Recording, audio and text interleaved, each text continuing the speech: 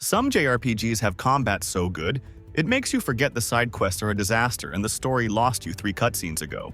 RPGs where the action is so slick, so ridiculously fun, it basically carries the whole experience. No slow menus, no waiting your turn, just pure stylish chaos. So yeah, if you're into flashy combos, last-second dodges, and systems that actually respect your reflexes, buckle up, because this list is stacked.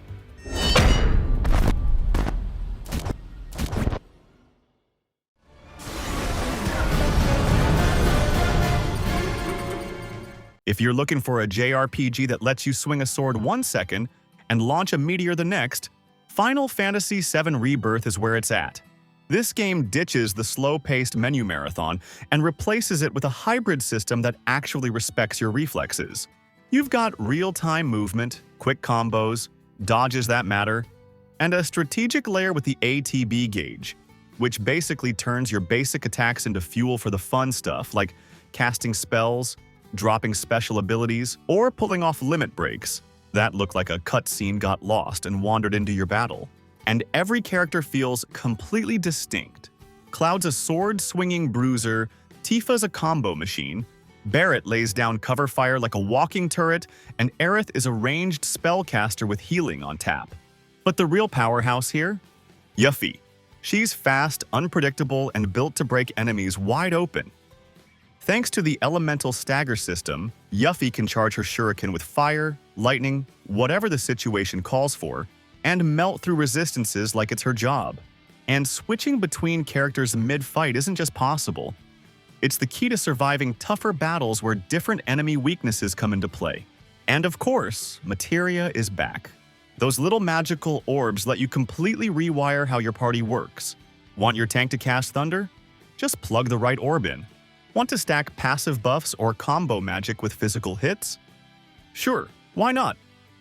But here's where things get even deeper. The synergy mechanics between stagger, status effects, and team coordination.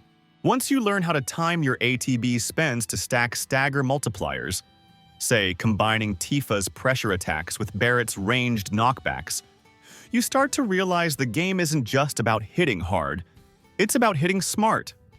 Characters have synergy abilities that trigger when certain conditions are met.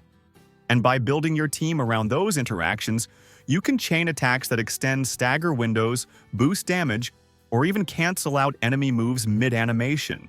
Add in the fact that limit breaks scale differently depending on when and how you trigger them, and suddenly you've got a combat system that's not just flashy, it's absurdly deep under the hood. It's all you. Stand back. All right, keep your guard up.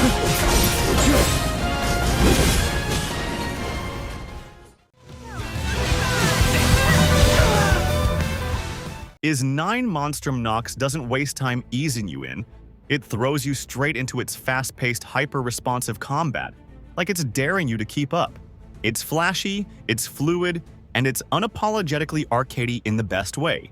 1 minute you're juggling enemies mid-air. The next, you're zipping across rooftops like a gothic superhero. Combat's built around a 3-character party, and swapping between them on the fly isn't just encouraged, it's survival. Each enemy type has specific weaknesses, and unless you enjoy watching your damage numbers crawl like a dying snail, you'll need to exploit those constantly. Nail a dodge at the perfect moment, and you'll trigger a flash move, slowing time just enough to dish out some free hits. And pull off a flash guard right after, and your next strike hits like a truck. It's a tight risk-reward system that rewards sharp reflexes, but still keeps things fun even if you're not frame perfect. And while as 8 laid the groundwork for all this, Monstrum Nox refines it with smoother animations, snappier controls, and characters that actually feel distinct instead of mildly reskinned clones. One of the standout mechanics is the Monstrum Gifts, unique traversal abilities tied to each character that expand both combat and exploration. These range from air dashing to wall running to full-on teleportation. And it's not just cosmetic flair. The game builds environmental puzzles and even boss arenas around these powers, especially during the late game. The final boss fight turns into a kind of greatest hits obstacle course, demanding mastery of every gift you've picked up. And then there's the customization layer. Rings that alter damage types let you bend the elemental system to your will. So if your favorite fighter doesn't match an enemy's weakness, no problem. Just tweak their gear and go full power fantasy anyway. It's a small system with huge strategic impact, and it's what elevates Monstrum Nox from fun to actually kinda genius.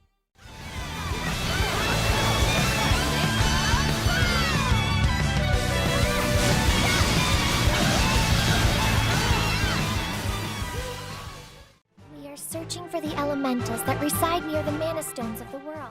One of the most overlooked gems of the past decade has to be the Trials of Mana remake. It's got that rare combo of smooth, satisfying action, and just enough RPG depth to keep things interesting without turning your brain into spreadsheet soup. The real-time combat doesn't trap you in a separate arena, or throw a please wait loading screen every time someone sneezes. It's fast, seamless, and actually lets you stay in control the whole time. You start by picking a party of 3 right at the beginning, and that's your crew for the rest of the game. No mid-game swaps, no surprise recruits, so yeah, your choices matter, and each character plays completely differently. Kevin turns into a monster and punches things into orbit. Reese dances around enemies with her spear. And Charlotte is your go-to for healing support with a voice that might test your patience but a kit that saves your life. And since you can switch between them instantly during combat, you're never stuck watching the AI fumble through a fight while you scream internally. But what really gives this game legs is the class system.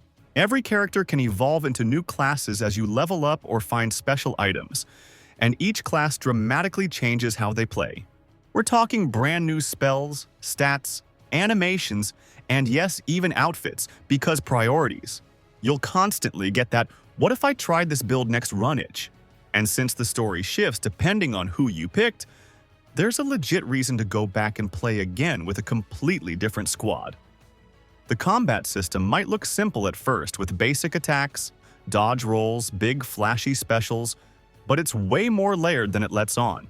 There's a timing-based combo system that rewards you for juggling enemies and chaining your aerials instead of just button mashing. Bosses drop telegraphed attacks you'll need to read and react to, kind of like a lighter version of Monster Hunter. And as you unlock class strikes, powerful character-specific finishers, you'll find that timing them with enemy weaknesses or mid-battle stuns can completely flip the fight. There's also a charge mechanic tied to the combo meter, giving your special moves bonus effects if you've been landing clean hits. So while it's accessible enough for casual play, there's a surprising amount of room for mastery if you're the type who likes to squeeze every bit of power out of your party.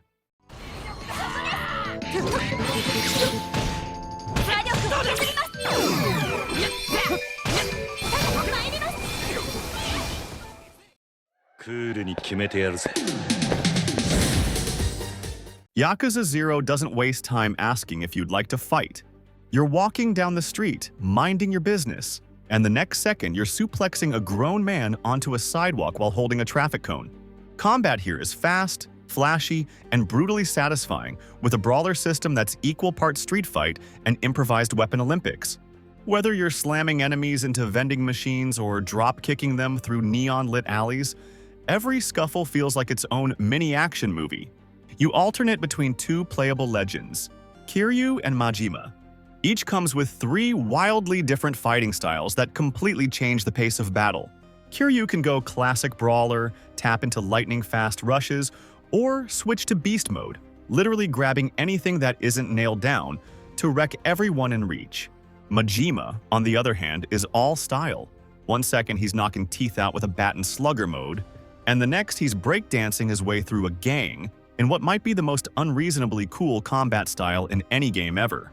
And it's not just about throwing punches, as combat progression in Yakuza 0 is tied to cash, yes, literal money, which you earn from fights and side activities, then dump into your skill trees like you're investing in some extremely aggressive mutual fund. And then, there are the heat actions. These cinematic finishers trigger under specific conditions, letting you unleash completely over-the-top attacks that somehow keep escalating in absurdity. You thought stomping a guy through a car door was wild? Just wait until you see the double-team finishers. But one thing that sets Yakuza 0 apart is how responsive its combat system feels, even with all the variety. Each style has its own combo chains, counter timings, and crowd control potential. And learning how to switch mid-fight is essential. Some enemies demand speed, others need brute force, and mastering the transitions between styles gives you a real sense of growth. There's even a slight animation buffer when swapping styles that advanced players use to cancel moves and create smoother chains. Add in destructible environments, real-time counters, and the sheer number of unlockable techniques, and it's a system with surprising depth beneath all the chaos.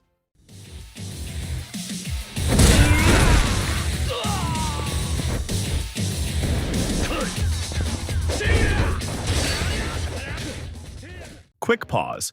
If you've been enjoying the ride so far, go ahead and tap that like button. It takes less than half a second and helps more than you think. And while you're at it, let me know in the comments. Which JRPG combat system totally caught you off guard? In a good way or a bad one? Comments help the algorithm push this video to more folks, and they keep the channel alive with fresh content. Plus, I read and reply to every single one. And if you're not subscribed yet, well, now's your chance to fix that. It's free, painless, and might just be the best decision you make all day. Keyword successfully entered. Beginning navigation. Persona 5 Strikers might look like just another flashy Muso spin-off, but that's underselling it by a mile. It's a full-blown sequel to Persona 5. Same crew, same vibe, but now they're tearing through enemies in real time. The Phantom Thieves reunite for what's supposed to be a chill summer road trip, but of course, chaos follows. Instead of palaces, you've got jails. And instead of turn-based chess matches, you've got all-out brawls with shadows flying in every direction. The coolest part is that it doesn't throw out what made Persona, well, Persona. We have elemental weaknesses, persona summoning, status effects. It's all still there, just baked into a faster, more chaotic system. 1 minute you're chaining combos, the next you're pausing time midair to unleash a perfectly timed lightning strike. The game also lets you swap between characters mid-fight, which is essential, as every Phantom Thief plays totally different. But what really stands out here is how tightly the action meshes with the core RPG systems. Each character has their own persona with unique elemental affinities, and exploiting weaknesses still matters, as it's how you trigger one more attacks, even in real-time combat. The game slows time whenever you open the persona menu, giving you room to plan out spells, buffs, or debuffs without losing momentum. And instead of randomly slapping spells on characters, you unlock new abilities through bond levels and persona growth. There's even a combo-based system for follow-ups, where landing certain attacks opens up group strikes that deal massive damage and clear crowds fast. Throw in interactable objects like launching off lampposts or detonating parked cars, and suddenly you're not just fighting smart, you're fighting stylish. Say goodbye. It's over.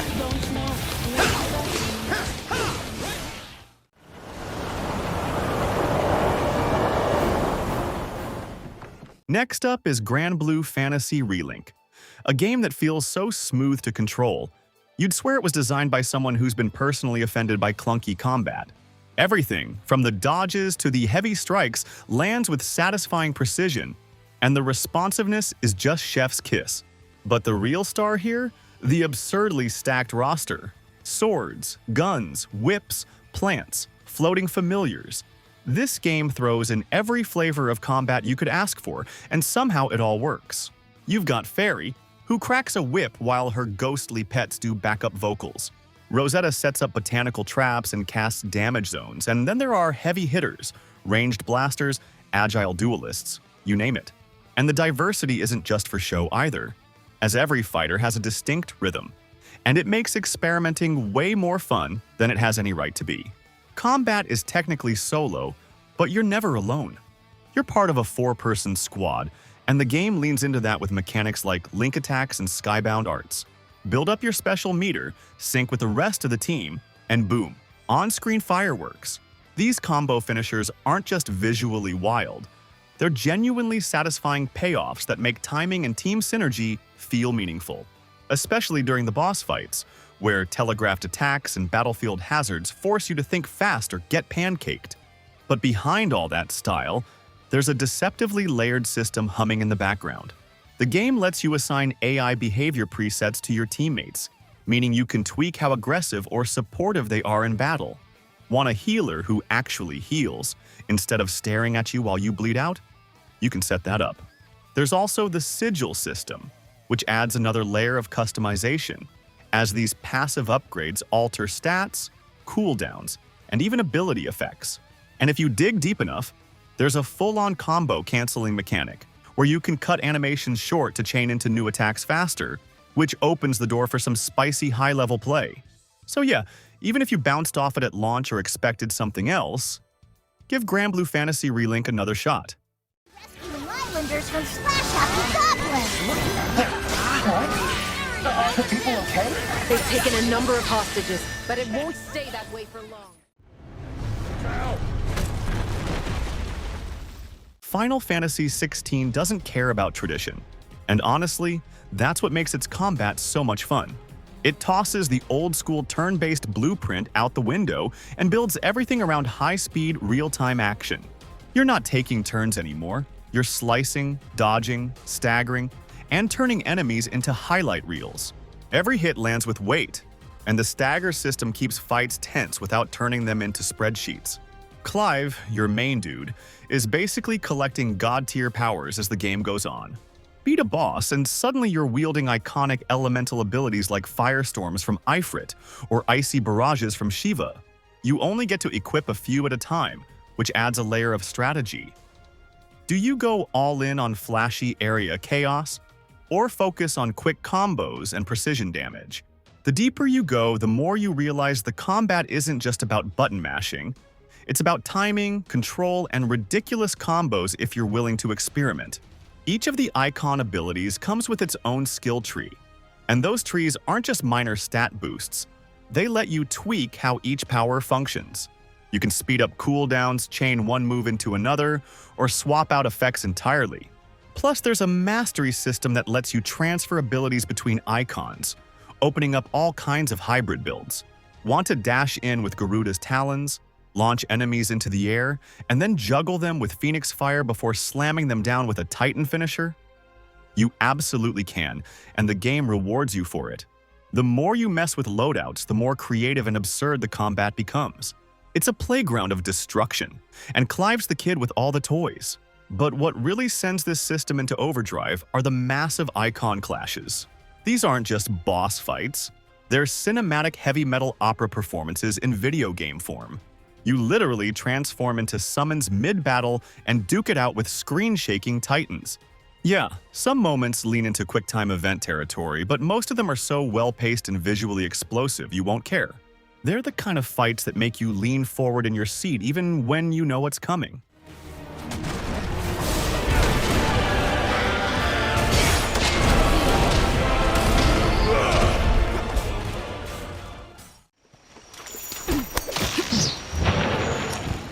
Some games are good, but Monster Hunter World is straight up dangerous because once it gets its claws into you, good luck seeing sunlight again. It's the kind of game where you tell yourself you'll do just one more hunt, and suddenly it's 4 a.m., you're out of potions, and you've memorized the weak points of a creature that doesn't even exist. And that's the magic. It's not just about hitting monsters until they fall over, it's the rhythm, the ritual.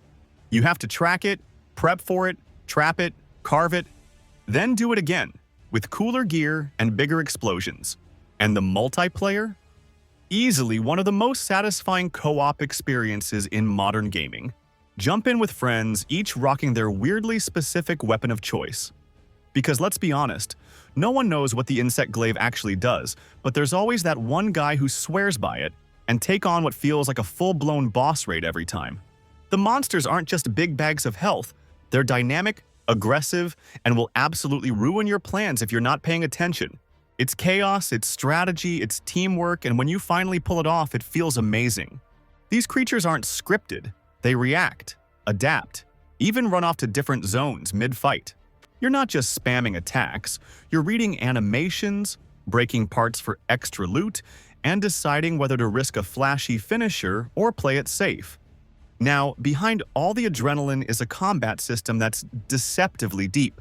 Each weapon class is essentially its own minigame, with unique movesets, combos, timings, and even control schemes. It's layered, it's deliberate, and when it clicks, it's endlessly addictive.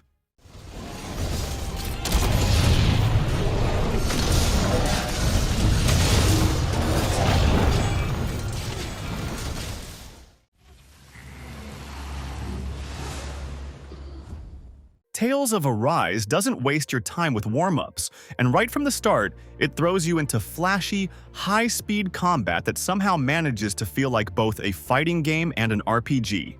Every punch, slash, and explosion has weight, and the combo potential is borderline ridiculous. We're talking about a system where stringing together 20, 30, even 50 hit chains is not only possible, it's expected, especially if you've got the timing and reflexes to back it up. The roster here is 6 characters deep, and thankfully, they're not just palette swaps with different weapons. Every character brings a distinct style, which keeps battles feeling fresh no matter who you're controlling. You want brawlers, casters, giant shield slingers who hit like freight trains? It's all here. But what really gives the system its punch are the layered mechanics. You've got basic attacks that flow into arts, these special moves that evolve as you progress. Then come the boost attacks, which let your allies crash the party mid-fight to shut down enemies trying to cast, charge, or generally ruin your day. Pull them off right, and you'll chain into boost strikes, massive tag team finishers that hit harder than most limit breaks and look even better.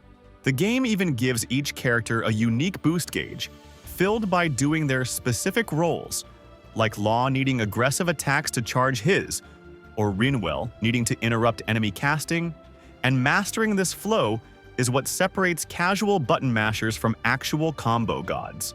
Also, each character unlocks new passive bonuses, arts, and combat options by completing small character-specific challenges, like casting a certain number of spells, dodging perfectly, or landing counters. It pushes you to explore your character's full moveset instead of falling into a repetitive routine, which keeps fights interesting even dozens of hours in.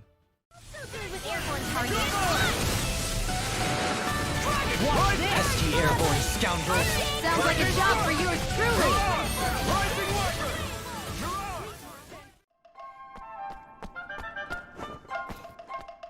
Ni no Kuni 2 is one of those games that feels like it was built in a candy-coated dream factory. Bright colors, cheerful music, and a storybook vibe that could charm the socks off a stone. But behind all that sugar, it's hiding a surprisingly slick real-time combat system that moves like butter. No random encounters, no turn-based waiting room, just dive in, swing some swords, and let the fireworks begin. Each character fights differently, so you're constantly encouraged to switch things up mid-battle. You can smack enemies up close using melee attacks, or stay safe throwing spells from a distance. And yes, the party swapping is instant, so it actually feels useful, not like you're digging through a menu in the middle of chaos. The monster collection system from the first game is gone, but in its place is the Higgledy system, which sounds like something out of a toddler cartoon but is weirdly strategic. These little elemental gremlins bounce around the battlefield casting buffs, chucking fireballs, or healing you while dancing like they just escaped a cereal box. It's absolutely silly but surprisingly effective. Combat in Ni no Kuni 2 uses a layered attack system, where each character has access to light and heavy attacks along with special skills. But here's the twist. You've got a unique mechanic tied to your weapon loadout called the Zing Gauge. As you fight, each weapon in your 3-slot loadout charges this gauge independently, and once it hits 100%, using that weapon to trigger a special skill powers it up significantly, adding effects like increased range, elemental damage, or status effects. So it's not just button mashing, you're actually managing rotation between weapons to maximize burst windows. Combine that with active dodging, enemy telegraphs, and real-time party commands, and you've got a deceptively deep system buried under all that fairy tale fluff. Is it hard? Not even close, but it doesn't need to be. But combat isn't the only thing pulling the strings. You're also building a kingdom from scratch, and as you recruit new NPCs, they unlock buildings that let you craft better gear, research combat perks, and upgrade your crew with new passives. It never gets too deep, but it adds just enough metagame to make every quest feel like it's feeding into something bigger. This is the kind of game you boot up when you want to feel powerful, stylish, and maybe just a little nostalgic for the days when RPGs let you save the world and decorate it with windmills.